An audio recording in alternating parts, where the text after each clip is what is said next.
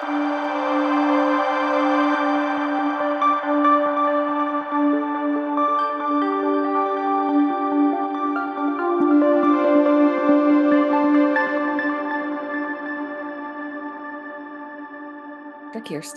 and I'm here to talk a little bit about the sympathetic response, also known as trauma responses, as regards to my Somatic Touch online course.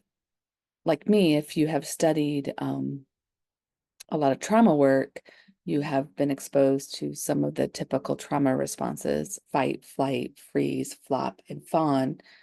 Sometimes I think there is an overlook of the sympathetic nervous system being the primary response pattern for all of these.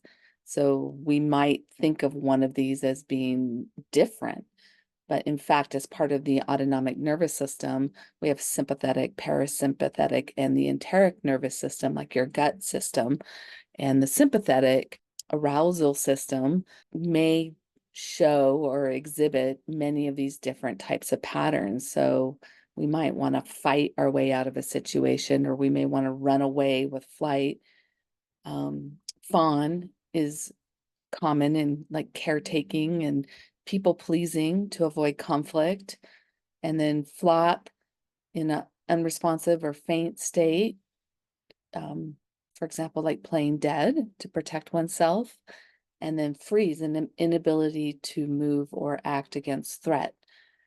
These are all response patterns that wire back to our sympathetic nervous system.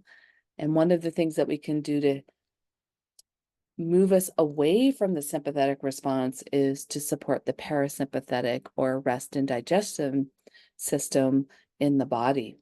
And this is some of the things that we would look at in working with clients one-on-one, and how to support that down regulation of that sympathetic response and invite a more sense of safety and support in one's environment, and different kinds of embodiment somatic practices that one might do to encourage rest in the system and a sense of safety.